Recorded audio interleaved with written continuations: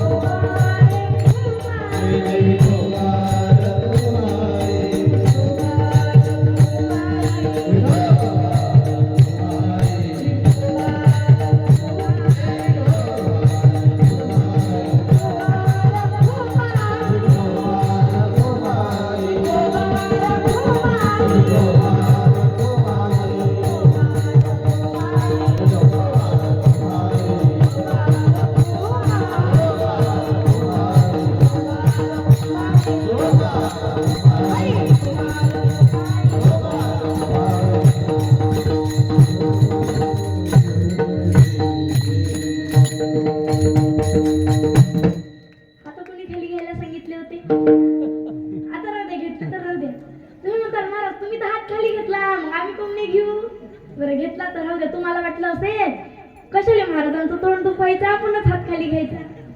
असं काहींनी भजन केलं पण काहींनी कसं केलं असं भजन केलं. पण असं एकदा आपण परत भजन करू. सर्वांनी पाठीमागे म्हणायचं. आधी आम्ही म्हणणार नंतर तुम्ही म्हणायचं. संतन के संग लागरे तेरी अच्छी बनेगी. संतन के संग लागरे तेरी अच्छी बनेगी. पाठीमागे म्हणा सर्वांनी. त्या देवाला आवाज करते. ओ भैया म्हणा की संतन के संग लागरे तेरी अच्छी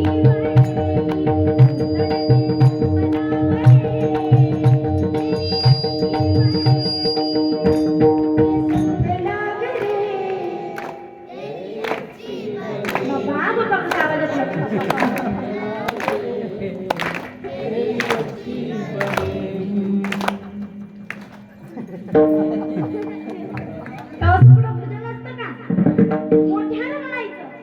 संतन के संग लागरे तेरी अच्छी बनेगी. तेरी अच्छी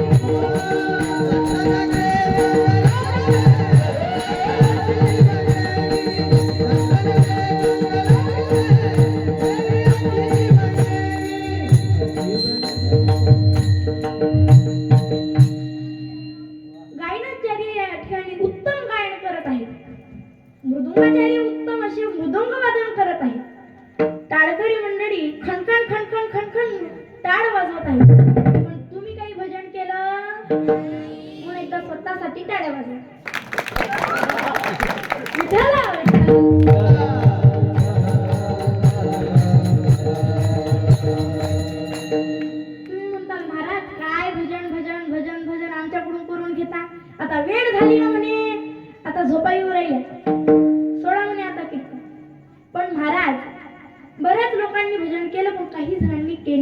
विठ्ठल.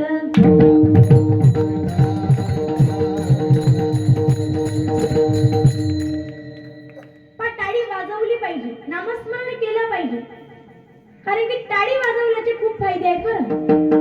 आपण जर दिवसातून 100 जरी टाळ्या वाजवल्या ना तरी आपल्याला आलोम विलोम करायची गरज नाही किंवा आपल्याला कुठला व्यायामही करायची गरज नाही. ते सांगितलंय ना, ताली बजाने से हाथों की लकीर खुल जाती है, ताली बजाने से हाथों की लकीर खुल जाती है, और हरि कीर्तन में कितनी भी जाड़ी औरत हो वो पतली बन जाती है.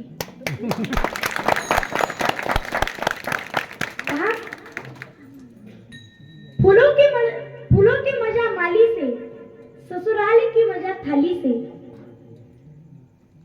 फूलों की मजा माली से, ससुराल की मजा साली से, और इस हरि कीर्तन की मजा टाली से. म्हणजे सर्वांनी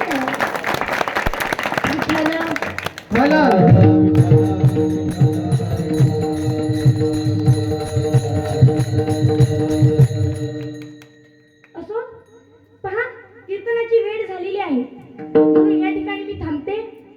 बऱ्याच लोकांनी भजन केलं पण काही जणांनी केलं नाही. आता त्यांचा विषय तिकडे ठेवा. भजन करूनच घ्यावं लागणार, कारण की तुम्ही घरी गेल्यावरती सातबारा काढणार आहात. आजचं कीर्तन असंच झालं बाई, आजचं कीर्तन तसंच झालं. असं आज तुम्ही कीर्तनामध्ये एवढी उपस्थिती आहे आणि तुम्ही कीर्तन पूर्ण संपेपर्यंत कोणीच उठून गेलं नाही, म्हणून फार छान वाटलं. म्हणून तुमचे सर्वांचे मनापासून आभार मानते. स्वतःच गुणगान केली गेलं की टाळ्या वाजवतात आणि देवाचं सांगितलं की बरं असू द्या. पाहणार नाही तर कुठं कुठं कसं असतं, अर्ध कीर्तन संपलं की इकडं चालू होते तर जाणं. एक आजोबा असेच कीर्तनामध्ये बसले, सारी पब्लिक उठून गेली, ते आजोबा कीर्तनामध्ये एकटेच बसले. कीर्तन संपल्यानंतर मी आजोबांना म्हटलं, आजोबा तुम्ही खूपच पारमार्थिक दिसता म्हटलं. आजोबा म्हणतात, मी उठून गेलो असतो म्हणे, पण ते माझं घोंगडं तुमच्या पायाखाली होतं म्हणून मी थांबलो म्हणे, नाही तर मी उठून गेलो असतो म्हणे. पण तुम्ही सर्व कुणीच उठून गेले नाही. आज तुम्ही सर्व एवढ्या मोठ्या उपस्थित आहात. मृदुंगाचार्य या ठिकाणी उपस्थित आणि मृदुंगाचार्यांनी उत्तम असं मृदुंग वादन केलं म्हणून त्यांचे मनापासून मी आभार मानते. गायनाचार्यांनी उत्तम असं गायन केलं आणि साथ दिली म्हणून त्यांचे मी मनापासून आभार मानते. तारकरी मंडळी यांचेही मी मनापासून आभार मानते आणि माईक सिस्टीम वाले काका यांचेही मी मनापासून आभार मानते, कारण की त्यांनी सुंदरशी माईक सिस्टीमची साथ आपल्याला दिली म्हणून आज आवाज तुमच्यापर्यंत पोहोचला. म्हणून त्यांच्या मनापासून मी एकदा आभार मानते. विणेकरी ताईंचे मी मनापासून आभार मानते आणि तुमचं सर्वांचं मी एकदा मनापासून आभार मानते, कारण की या मंडपाची शोभा फक्त तुमच्यामुळे आली. म्हणून तुमचेही मनापासून आभार मानते. माझं काही चुकलं असेल तर मला माफ करा आणि जे काही चांगलं असेल ते तुम्ही घेऊन जा, फक्त चपला घेऊन जा. म्हणून एकदा त्या पांडुरंग परमात्म्याच्या चरणी मी नतमस्तक होते. तुम्हा सर्व श्रोते मंडळींच्या चरणी मी नतमस्तक होते. परमहंस मुंसाजी बाबांच्या चरणी मी नतमस्तक होते. आई वडिलांच्या चरणी, गुरुवरांच्या चरणी, त्या पांडुरंग परमात्म्याच्या चरणी मी नतमस्तक होते आणि कीर्तनाला पूर्ण विराम देते. ज्ञानेश्वरा माऊली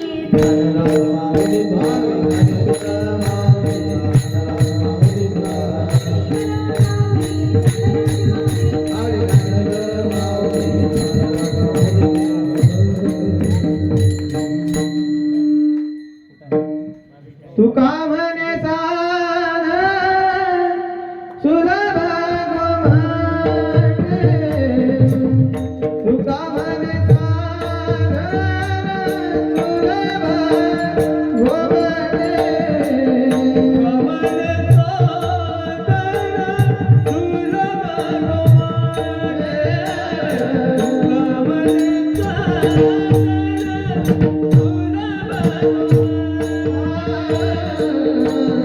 म्हणे साध